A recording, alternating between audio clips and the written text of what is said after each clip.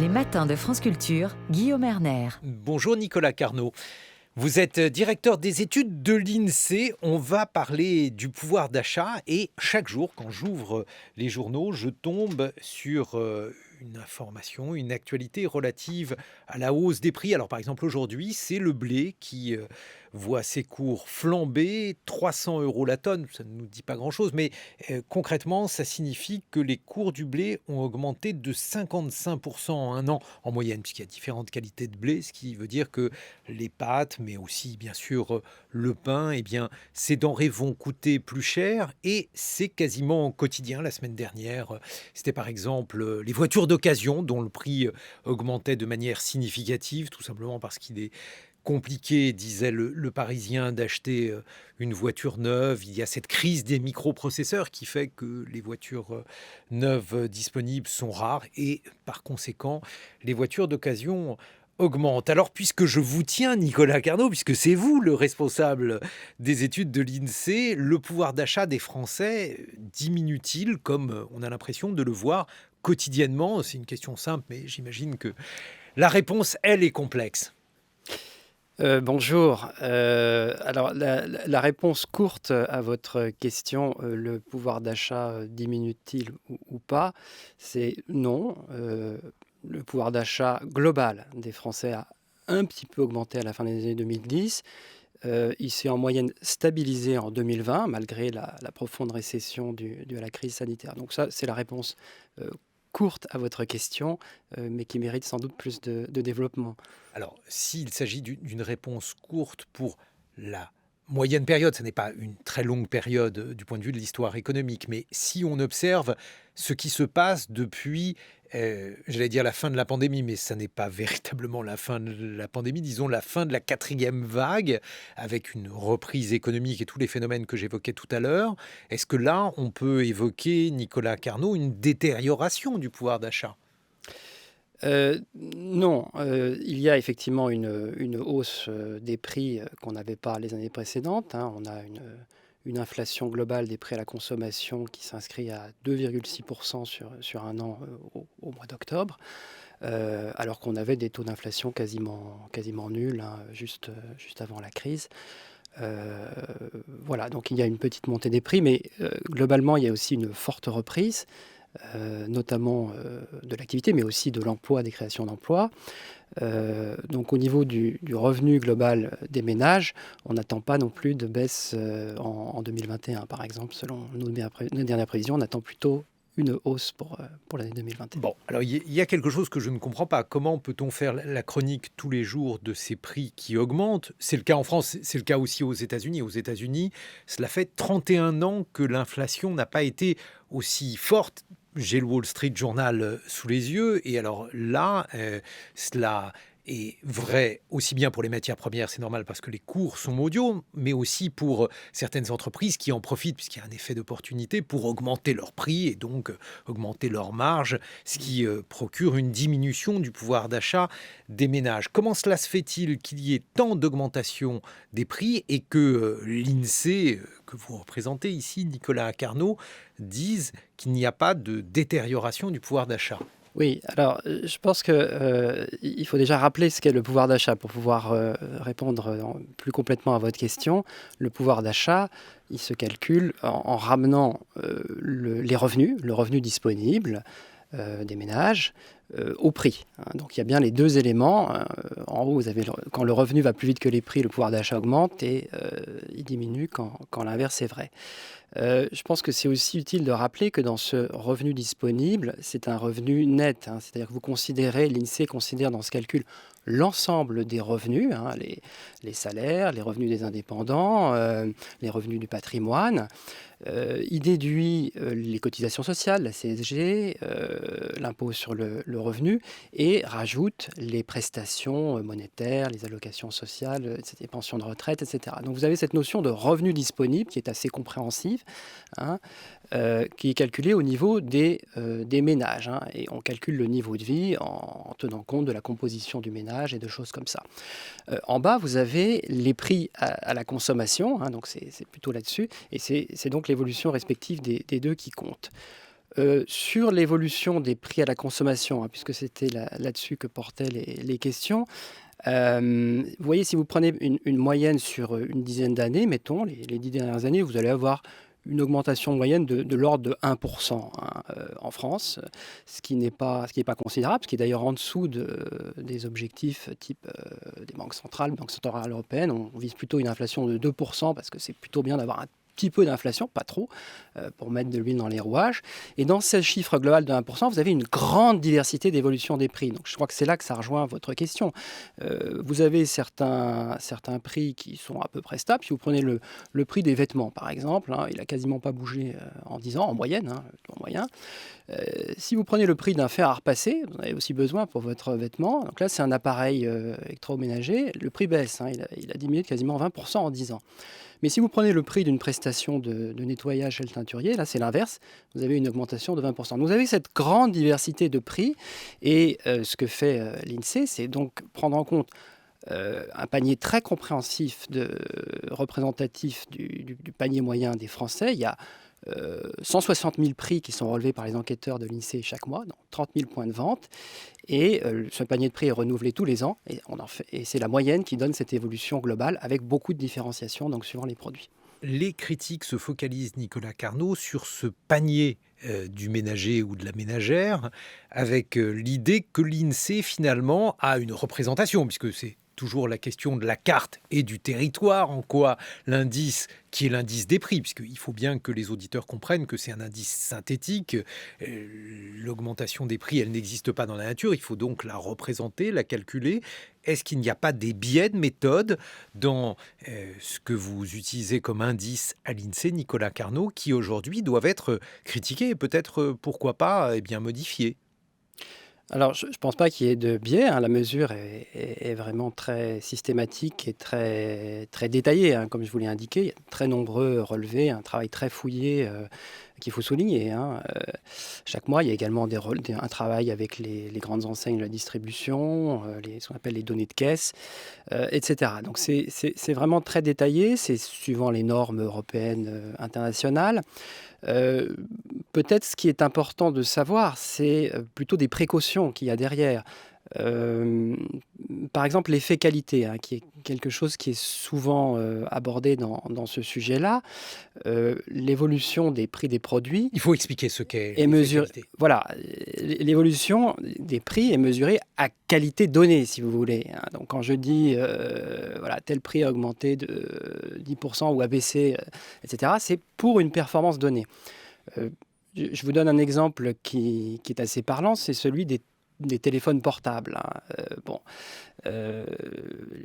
Nous estimons que leur prix en 10 ans, à performance donnée, a diminué de 70%. Donc si vous achetez aujourd'hui le même portable qu'il y a 10 ans, vous allez payer 70% moins cher. Mais ce n'est pas ça qui va se passer en réalité. Vous allez probablement acheter un appareil plus performant, il prendra des belles photos, etc. Il sera plus rapide et vous allez le payer peut-être sensiblement le même prix. Vous avez bien gagné en pouvoir d'achat, mais en termes de dépenses et de ce qui vous reste après cet achat, vous n'en avez pas forcément plus. Alors voilà, c'est un élément qui est extrêmement critiqué dans l'indice des prix de l'INSEE, Nicolas Carnot, puisqu'avec les produits technologiques, quasiment tous les produits technologiques, comme il y a une augmentation très rapide des capacités pour les ordinateurs, par exemple, c'est frappant. Eh bien, beaucoup d'observateurs estiment que votre indice des prix n'en tient pas compte, parce que un ordinateur, certes, ses performances augmentent, on le voit bien de génération en génération. Il y a aussi d'ailleurs chez les fabricants d'ordinateurs une stratégie pour que ces performances elles soient mises en avant, mais dans le même temps les prix augmentent aussi. Alors on n'a pas le choix, on ne peut pas rester avec un modèle qui ait des qualités plus faibles et un prix constant. On est obligé d'acheter un modèle plus cher dans ces conditions. Cet effet qualité, il a tendance à annuler la hausse des prix. Annuler, c'est bien du pouvoir d'achat, vous en avez bien plus pour votre argent. Mais vous avez raison dans le sens, donc l'indice n'est pas biaisé, il y a pas de, voilà, il faut avoir simplement conscience de ce qu'il y a derrière. Mais là où vous avez raison, c'est que la norme de consommation se déplace. la référence de consommation se déplace. Donc on considère que des choses sont normales qu'on n'avait pas il y a 10 ans, 20 ans, etc. Donc à mon avis, c'est ça aussi qui joue dans le sentiment que le pouvoir d'achat stagne. Il y a d'une part le fait que même s'il augmente, il augmente pas très très vite, moins vite que ce qu'on avait pu connaître dans des périodes plus vastes. Il n'augmente pas forcément à la même vitesse pour tout le monde, par ailleurs, on ne l'a pas encore dit, mais c'est quand même aussi assez important dans le débat.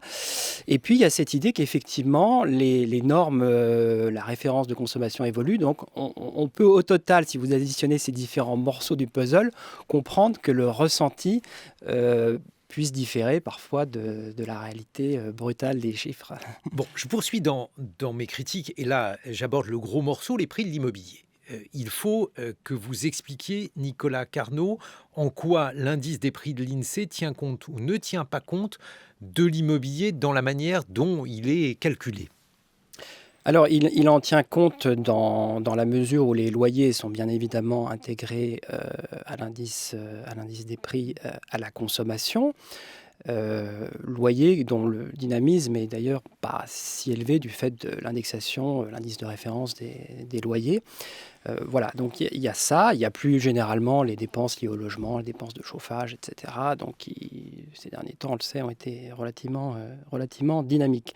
Je pense que ce qu'il y a derrière votre question, c'est aussi la question de l'acquisition d'un logement. Avec la hausse forte des prix de vente de l'immobilier. Et qui concerne un peu plus de 55% des Français, lesquels sont propriétaires. Alors tous n'achètent pas un nouveau logement chaque année, mais il y a évidemment une attention à ce prix-là pour ceux qui vendent comme pour ceux qui achètent, Nicolas Carnot. Oui, alors, il faut rappeler déjà que ce n'est pas forcément de la consommation, puisque c'est l'acquisition d'un actif. Alors, bien sûr, on va vivre, on va tirer un service au quotidien de son logement, on va vivre dedans. Mais avant tout, c'est aussi l'acquisition d'un actif. Donc, c'est plutôt de l'investissement, dans les termes des économistes, que de la consommation. Ce qu'on peut dire aussi, c'est que dans la mesure où vous regardez les transactions sur le marché de l'ancien, tout à l'heure vous parliez des automobiles d'occasion, mais on peut faire l'analogie. Quand vous dites les prix montent, c'est pas très bon effectivement pour le ménage jeune ou un peu moins jeune qui cherche à acheter son logement. C'est quand même meilleur pour celui pour le vendeur. Donc si vous prenez l'ensemble des ménages, toutes les transactions sur le marché de l'ancien, c'est un jeu à somme nulle, comme on dit. Donc il y a un argument de base communicant. Vous voyez bien que si vous regardez globalement, il n'y a pas forcément de gagnants et de perdants globaux. Sauf les primo-accédants. Sauf en tout cas pour les logements neufs, les logements qu'on rajoute, et sauf effectivement répartition entre les primo-accédants et les autres, ceux qui détiennent déjà du patrimoine. Donc là, on n'est plus tellement... Juste pour expliquer aux auditeurs, Nicolas Carnot, les grands perdants dans une conjoncture d'augmentation des prix de l'immobilier, ce sont ceux qui achètent un logement sans en vendre. Autrement dit, généralement, les ménages jeunes qui se lancent dans la vie, qui bénéficient d'un double effet. Le premier, leurs salaires sont plus modestes généralement que les générations plus âgées. Et le second, ils rentrent sur le marché de l'immobilier à un moment où le prix des maisons, des logements est plus élevé qu'auparavant. Et eux ont un handicap donc à vaincre dans leur budget parce qu'il va leur falloir débourser plus. Oui, mais n'allez pas trop vite non plus, parce que le ménage qui acquiert le logement, si les prix continuent à évoluer à la hausse, ça pourra être une bonne nouvelle dans le temps pour lui également. Donc tout ça est assez compliqué. On pourrait rajouter d'autres complications, le fait que quand vous avez les taux d'intérêt qui sont extrêmement bas, le coût de l'emprunt a baissé, c'est évidemment un facteur de hausse des prix. Donc la capacité d'achat n'est pas forcément... les deux effets peuvent plus ou moins se compliquer. Donc globalement, on est sur un sujet qui nous éloigne un petit peu, si vous voulez, de l'indice des prix à la consommation au quotidien, qui est qui est quand même central dans le ressenti. Pour aller plutôt sur un autre terrain qui est celui des inégalités plus larges, au-delà du revenu et du pouvoir d'achat immédiat, qui est celle des inégalités de patrimoine. Donc vous voyez, on glisse un petit peu sur un sujet qui n'est pas tout à fait le même. Oui et non, parce que du point de vue comptable, puisque finalement vous considérez qu'un logement est un investissement, et on le comprend, il y a une logique là-dedans, c'est du patrimonial, et donc c'est la manière dont les ménages se constituent un patrimoine lorsque ceux-ci achètent un logement. Mais dans le même temps, Nicolas Carnot, l'argent est fongible, et donc qu'il aille dans un loyer, même si c'est à perte, ou bien pour le remboursement d'un emprunt, il y a quand même une différence importante entre un loyer. Alors les estimations peuvent varier entre 6 et 10% du budget des ménages, et l'acquisition d'un logement, ou bien souvent aujourd'hui avec les conjonctures actuelles, même si les taux sont bas, les ménages vont être au taquet, c'est-à-dire à 30-35% de leur budget. Donc entre 6 et 10% pour payer un loyer et 30-35% pour payer un remboursement d'emprunt d'un bien qui est de plus en plus onéreux, on voit bien qu'il y a une différence, et l'INSEE n'en tient pas compte, puisque vous nous avez expliqué que ça n'entrait pas dans le calcul de la hausse des prix. Alors, tous les points que vous faites sont pertinents, mais l'INSEE en tient parfaitement compte. Je vais m'inscrire en faux. Donc, l'indice des prix à la consommation, comme je vous l'ai indiqué, est très, très complet et prend en compte l'ensemble des biens de consommation. Hein. Il n'y a pas de biais de mesure qui soit lié à ça. Je rappelle aussi, encore une fois, je crois que c'est important de le souligner, le pouvoir d'achat, c'est bien le rapport entre le revenu disponible et les prix à la consommation. Hein. Donc, c'est bien l'évolution relative des deux qui compte. Hein, quand on fait des créations d'emplois, etc., ça fait du pouvoir d'achat en plus, par exemple. Vous avez des sujets sur le patrimoine. Hein, donc, l'inégalité, si vous voulez, est multiforme. Hein, indéniablement, la question du coût d'acquisition d'un logement fait partie du ressenti des Français. Pas seulement du ressenti, de la réalité. De leur vie, quoi. Quand les prix montent, c'est plutôt bon pour ceux qui détiennent et plutôt pas bon, effectivement, pour ceux qui n'en ont pas. Et tout ça est capté dans les statistiques de revenus, de patrimoine que l'INSEE publie également. Est-ce qu'il ne faudrait pas modifier ces modes de calcul? Est-ce que là... Mais vous avez l'information, comme je vous disais, à la fois sur les revenus et sur le patrimoine. Alors, donc, maintenant que l'on a vu sur la question patrimoniale, que vous pensiez donc que cet indice était l'indice reflet fidèle donc de la situation des ménages, Nicolas Carnot, est-ce que du point de vue de l'augmentation des revenus, vous avez constaté une évolution favorable dans la dernière période, puisque là, il y a des tensions sur le marché de l'emploi? Est-ce que ça se traduit déjà sur les salaires? Alors, comme on le disait en introduction, on a constaté un petit peu de hausse du pouvoir d'achat moyen des ménages de l'ordre de 1% par an en moyenne ces dernières années. Hein, si je lisse entre les différentes années, parce que ça varie un petit peu. Le point aussi important, c'est que donc le pouvoir d'achat global a été maintenu en 2020 malgré la chute de l'activité. Et là, le rôle des dispositifs publics a notamment a été majeur. Hein. Voilà, donc c'est un petit peu plus que ce qu'on avait constaté dans la première moitié des années 2010, hein, où il y avait eu les suites de la crise financière, des hausses d'impôts, mais c'est également pas si dynamique que ça.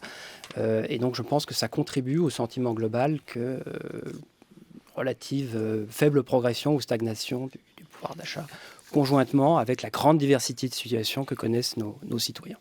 Nicolas Carnot, on se retrouve dans une vingtaine de minutes. Vous serez rejoint par Pierre Blavier, il est chargé de recherche en sciences sociales au CNRS et ses travaux portent sur les budgets de famille et les inégalités de conditions de vie. On va pouvoir donc évoquer cette perception différente en fonction donc de la situation des individus et voir comment le pouvoir d'achat est aujourd'hui devenu un enjeu central au sein du débat politique. Il est 8h sur France Culture. 7h, 9h. Les matins de France Culture, Guillaume Erner. Et l'on évoque le pouvoir d'achat des Français avec vous, Nicolas Carnot. Vous êtes directeur des études de l'INSEE. Vous nous avez expliqué qu'en moyenne, le pouvoir d'achat des Français ne s'était pas détérioré. Vous avez répondu à mes critiques, notamment sur la question des prix de l'immobilier. Vous nous avez expliqué que l'indice des prix de l'INSEE tenait compte des loyers, mais il ne tenait pas compte des investissements immobiliers des ménages. Et nous sommes en compagnie de Pierre Blavier. Bonjour, vous êtes chargé de recherche en sciences sociales au CNRS et vous avez notamment publié « Gilets jaunes, la révolte des budgets budget contraint aux presses universitaires de France. Et la question, ce sont les budgets contraints, puisque, y compris vis-à-vis des achats de maisons ou de logements, qui concernent donc un peu plus de la moitié des Français, tous les Français ne sont pas logés à la même enseigne, et votre livre et votre approche permet effectivement de distinguer cela. Expliquez-nous pourquoi, Pierre Blavier. Merci, bonjour Guillaume Erner. Ce qu'on peut dire, c'est que cet indice des prix dont il a été question dans la première partie, il est très précieux pour au moins deux raisons. D'abord, il est synthétique, il synthétise un ensemble de prix très variés en un seul chiffre, donc ça c'est très précieux. Et puis surtout, il est, comme ça a été dit, réitéré année après année avec des précautions méthodologiques importantes. Donc ça en fait vraiment un outil utile en sciences sociales. En revanche, le problème, c'est qu'il ne tient pas compte d'un ensemble de disparités qui touchent la population française. Il a tendance à moyenniser, à lisser, on va dire, les prix et les budgets de famille. Et par exemple, il renseigne peu sur ce qui fait un prix. Est-ce que quand vous achetez un bien, vous payez surtout de la fiscalité ? Vous me voyez venir, par exemple, sur le carburant. Est-ce que vous payez autre chose ? Est-ce que vous payez, par exemple, de l'argent qui va partir à l'étranger ? Les Gilets jaunes, par exemple, y étaient très sensible. Mais je crois que vraiment, cette question de la fiscalité, par exemple, est vraiment prépondérante et pas tout à fait reflétée dans cet indice des prix. Alors là, il faut effectivement en parler, Nicolas Carnot, parce qu'on a parlé donc des salaires. Vous nous avez dit que les salaires augmentait faiblement, mais qu'il y avait eu une augmentation. À l'avenir, on va voir comment se déroule, quelles sont les conséquences de la pandémie, du manque de main-d'œuvre dans certains secteurs. Est-ce que les salaires vont augmenter dans ces secteurs-là? C'est évidemment difficile à dire pour le moment. Il y a donc les dépenses, et là, vous nous avez dit qu'en moyenne, les prix étaient stables. Et puis, le troisième élément dont il faut parler, ce sont effectivement les prélèvements obligatoires, les différentes taxes qui sont prélevées par l'État sur les ménages. Et là, à cet égard, qu'en est-il ? Alors, il y a beaucoup de choses là dans vos questions. D'abord, je rejoins juste Pierre Blavier. Effectivement, l'indice des prix est synthétique et c'est une de ses vertus. Et ce qui est intéressant, c'est aussi en même temps de regarder les détails. Nul indice ne serait à lui seul. C'est la même chose sur le taux de chômage, etc. Ces indices synthétiques disent quelque chose, mais il faut aussi ouvrir le capot, regarder les différents biens, les différentes catégories de ménages, les territoires, etc. Donc réconcilier la macro et la micro, comme les économistes aiment le dire.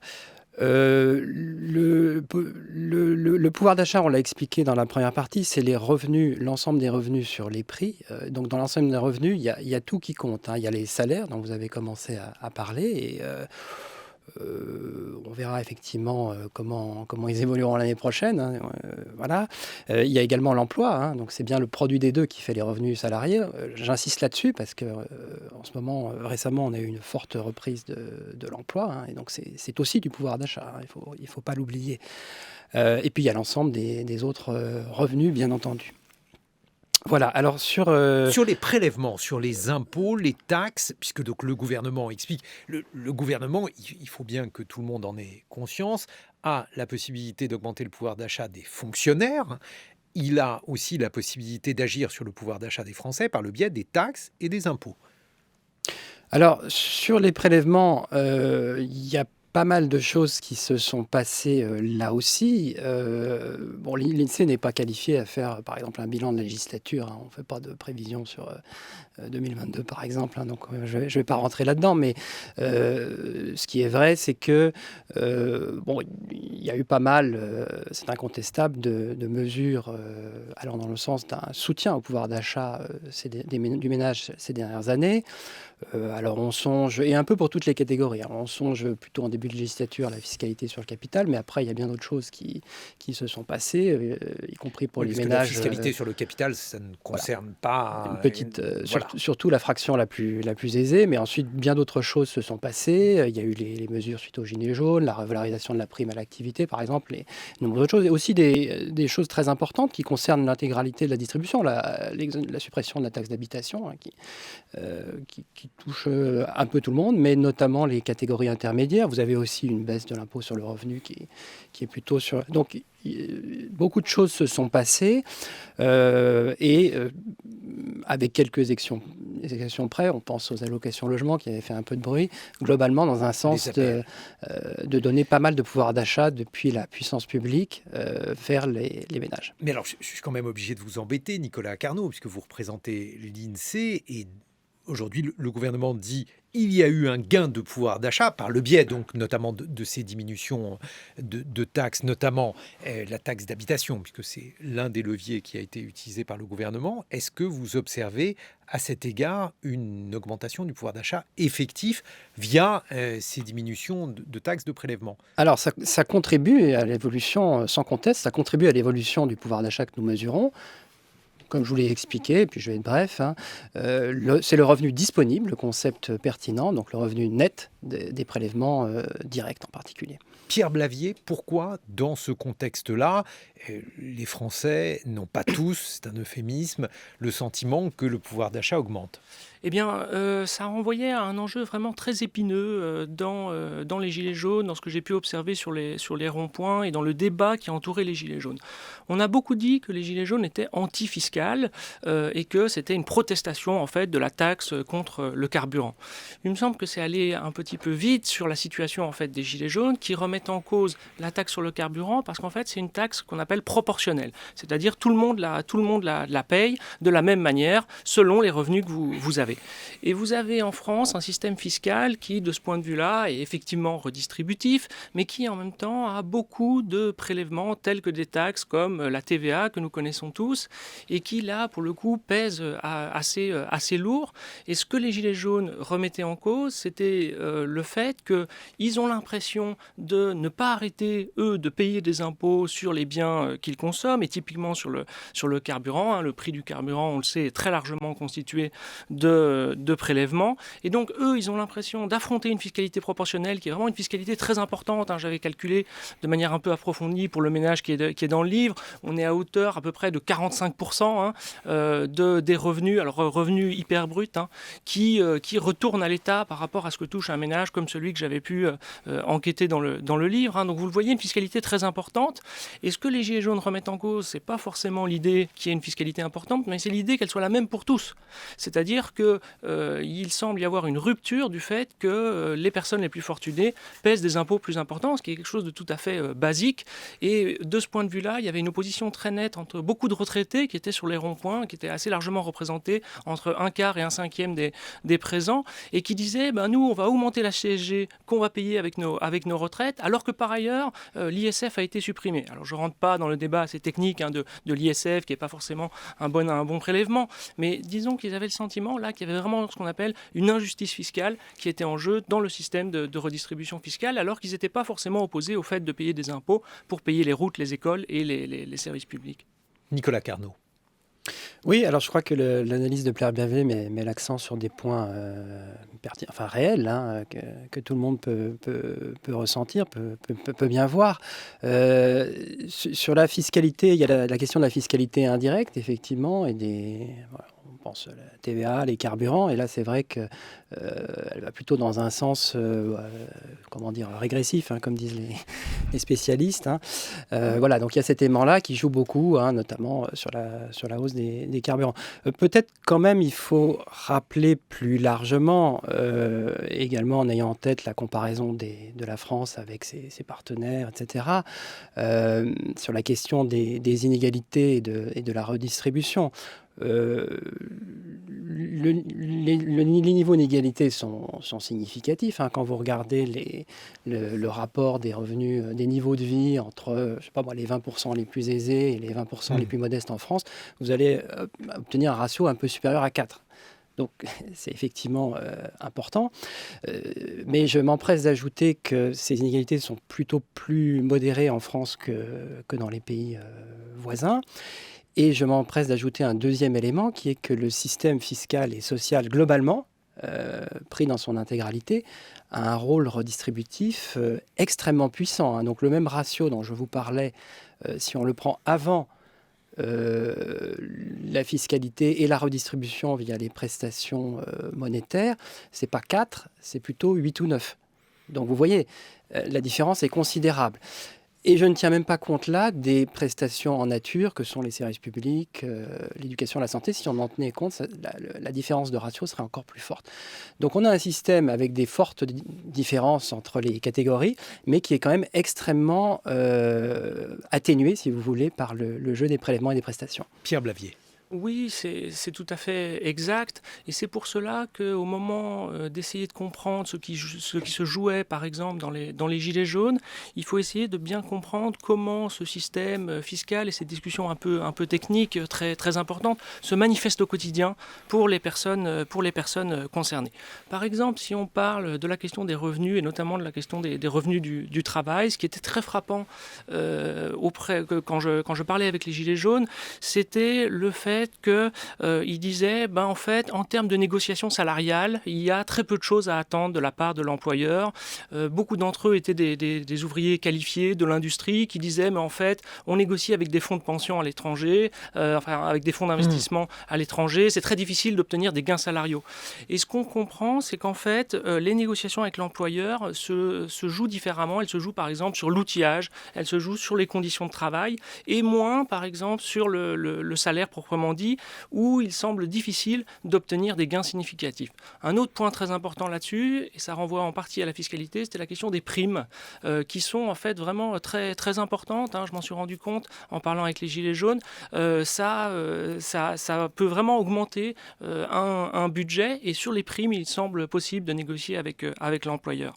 Donc, quand on analyse cette question du pouvoir d'achat, je crois qu'il faut vraiment prendre en compte le vécu quotidien des personnes concernées.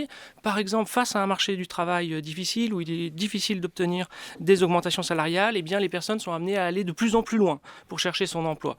Bon, alors quand on va de plus en plus loin, qu'est-ce qui se passe ? Ça augmente les coûts de mobilité, ça augmente typiquement les coûts de l'automobile.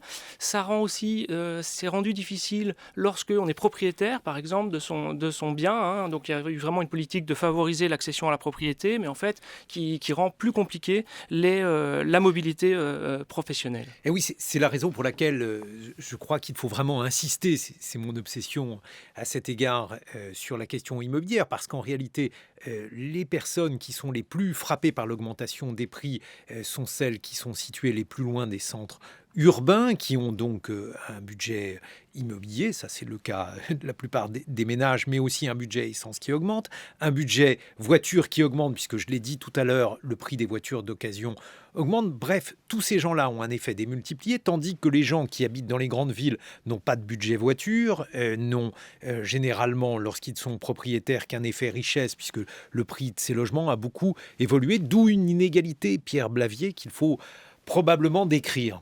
Oui, le contraste que vous évoquez, il est tout à fait frappant et un peu caricatural, mais réel. Force est de constater qu'il existe.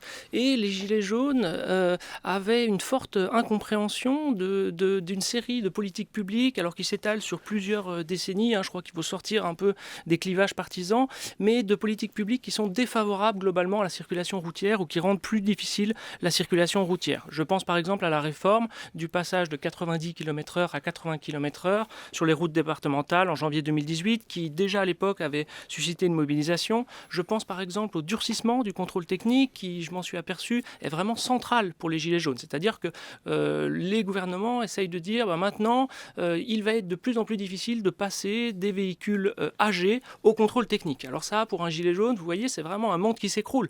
C'est d'abord la possibilité de réparer soi-même ces véhicules, donc à moindre coût, et puis c'est aussi la question d'un ethos populaire, d'un savoir-faire populaire qui peut éventuellement se transmettre de père en fils, et puis aussi une insertion socio-économique dans des entreprises, dans des garages.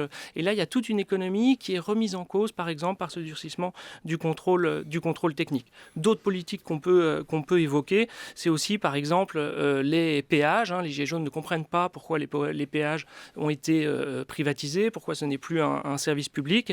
Et puis, ils évoquent aussi beaucoup les contrôles routiers de vitesse ou d'alcoolémie qui se sont vraiment abattus sur eux, avec là encore un durcissement très important. Mais alors, justement, Nicolas Carnot, donc on comprend bien que l'indice des prix de l'INSEE, c'est un indice, donc c'est une moyenne. Donc, évidemment, lorsqu'on est un ménage parisien, qu'on n'a pas de voiture et qu'on n'a pas du tout même de représentation probablement de l'augmentation des prix de l'essence, puisqu'il n'y a pas de contact quotidien avec une pompe à essence. On n'a pas le même ressenti par rapport à l'augmentation des prix que lorsqu'on est un ménage qui doit disposer de 2 voitures et qui va faire beaucoup de kilomètres par jour pour aller travailler. Est-ce que ça ne justifierait pas dans ce cas-là d'avoir une typologie ou d'avoir différentes catégories d'indices des prix en fonction donc du mode de vie des ménages? Oui, alors effectivement, il y a une grande diversité de situations. La moyenne ne dit pas tout, etc. Il me semble d'ailleurs que vous pouvez moduler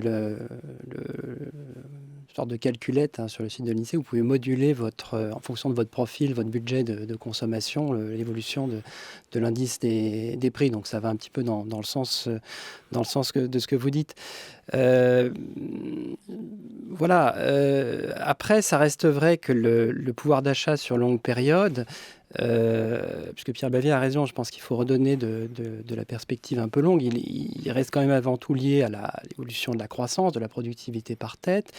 On a effleuré le sujet du partage de la valeur ajoutée. Finalement, en France, il y a des petites variations, mais ça ne se déforme pas si significativement que ça sur moyenne longue période. Qu'est-ce que vous voulez dire là? Je crois qu'il faut expliciter entre la part qui va au profit d'une part et la part qui va aux salariés. Le partage de la valeur ajoutée est relativement stable. Alors, il y a des petites variations, mais bon, on ne voit pas un mouvement très, très significatif dans un contexte qui, depuis maintenant plusieurs décennies, ce contexte de mondialisation, ce contexte de concurrence, de progrès technologique également, qui n'a pas le même effet sur tout le monde. Ça crée une pression sur les systèmes économiques et sociaux. J'ai dit tout à l'heure que dans ce paysage international, le système français est assez redistributif finalement en matière de fiscalité. Si vous prenez un élément comme le salaire minimum, qui est un autre outil, il se situe à un niveau relativement élevé, je dirais, en France par rapport à... Je ne dis pas que c'est facile pour les gens qui sont au salaire minimum. Donc mais là, si il faut vous expliquer, le paysage global, vous expliquer ce que vous êtes en train de dire pour qu'il n'y ait pas de méprise. Voilà, relativement à ce que vous avez dans les autres partenaires européens, il se situe à un niveau relativement élevé et on a quasiment effacé les charges sociales au niveau du salaire minimum pour néanmoins faciliter l'emploi de cette catégorie-là. Donc il y a un certain nombre de choses qui sont faites, mais on se retrouve face à un paysage qui est relativement contraint. On pourrait éventuellement parler de la transition écologique pour faire le lien avec qui pose également un défi par rapport à l'évolution future de la croissance et du pouvoir d'achat. Mais alors, pourquoi, dans ces conditions, Pierre Blavier, le pouvoir d'achat ou les conditions de vie des ménages ne sont-elles pas perçues comme étant finalement moins inégalitaires en France qu'ailleurs, si je suis les propos de Nicolas Carnot de l'INSEE? Eh bien, en fait, ce qui se passe, c'est que toute cette discussion a des répercussions concrètes sur le quotidien des franges de la population qui étaient les plus impliquées dans les gilets jaunes. Par exemple, la stagnation salariale, alors relative, qu'on peut discuter, il y a effectivement des petites augmentations, mais globalement, le contexte de tendance salariale et de l'avantage donné au capital que vous avez évoqué, eh bien, il se traduit par le recours à des travaux plus difficiles. Par exemple, beaucoup de gilets jaunes me disaient j'accepte un emploi qui est plus difficile, qui me demande plus d'énergie, plus de qualification.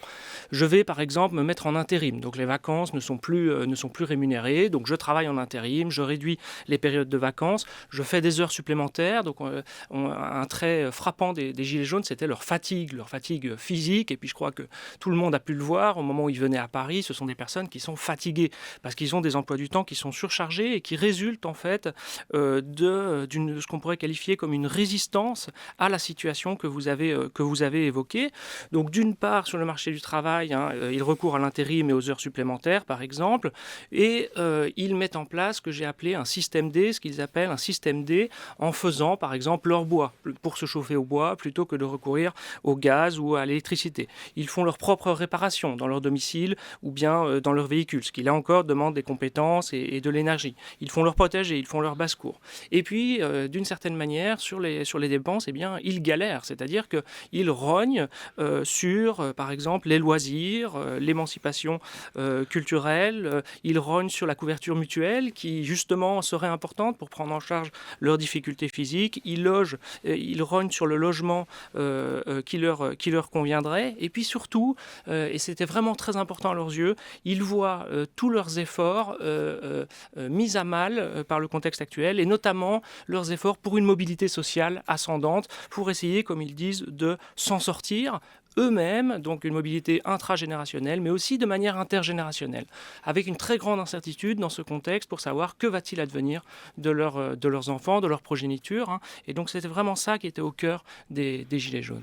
Et alors justement, Nicolas Carnot, est-ce qu'il est possible de savoir si cette catégorie de personnes, c'est compliqué puisque Gilets jaunes, ça n'est pas une catégorie de l'INSEE, donc il est évidemment difficile de savoir de qui on parle, mais enfin, ces Français qui estiment avoir un pouvoir d'achat particulièrement contraint, ont-ils finalement bénéficié d'une amélioration sur le long terme ou bien ont-ils véritablement été frappés de plein fouet par un certain nombre d'évolutions conjoncturelles ? Oui, alors il y a une amélioration sur le long terme, hein, on l'a déjà dit, hein, mais elle n'est pas très rapide, elle est beaucoup moins rapide ça pouvait être le cas dans les décennies précédentes, hein. Donc, juste pour donner un ou deux chiffres, pour situer les choses, le pouvoir d'achat moyen, il avait augmenté de 13% en 10 ans sur la décennie 90. La même chose sur la décennie 2000, même si en fin de période, là, il y avait déjà les effets de la crise financière en 2008-2009. Si vous prenez sur les 10 dernières années, c'est plutôt de l'ordre de 2% en cumulé sur 10 ans. Donc, c'est pas beaucoup. En fait, il y avait même eu une stagnation-baisse dans la première moitié des années 2010. Et puis, depuis le milieu des années 2010, on récupère, j'ai dit tout à l'heure, en moyenne, plutôt 1% par ménage. Et à côté de ça, vous avez une grande diversité de situations. Donc, si c'est stable ou faiblement progressant, il y a forcément des gens qui gagnent et puis des gens qui perdent là-dedans. Mais si vous prenez les catégories, ce qu'on appelle les déciles, hein, quand on partage la population en fraction de 10% des plus aisés des plus modestes aux plus aisés, vous ne voyez pas de déformation très très nette de la distribution sur 10-20 ans. Sur certains indicateurs, peut-être vous pouvez décerner une légère augmentation des inégalités, mais c'est pas très très net, c'est plutôt un message de stabilité. Donc pour répondre à votre question, entre les couches, les différentes catégories. Donc pour le dire en un mot, pas d'augmentation des inégalités sur le long terme en France ? Pas ou peu marqué. Oui. Après redistribution, j'insiste. Le rôle de la redistribution a plutôt tendance à accroître. Un propriétaire de son logement dans une grande ville qui n'a pas de voiture voit son pouvoir d'achat disponible augmenter de manière significative par comparaison avec une personne qui, elle, a besoin de sa voiture pour travailler et est frappée de plein fouet par l'augmentation des carburants. Donc on ne comprend pas comment votre discours donc qui repose, j'imagine, sur des indices et des calculs, Nicolas Carnot, il vient quand même heurter de plein fouet simplement le bon sens, l'entendement qu'on peut avoir sur le budget des ménages.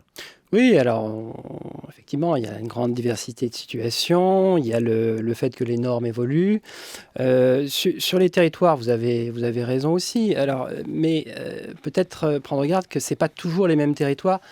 C'est pas toujours la même histoire. Si on prend la crise sanitaire, vous avez globalement l'Île-de-France qui a été plutôt plus touchée que d'autres.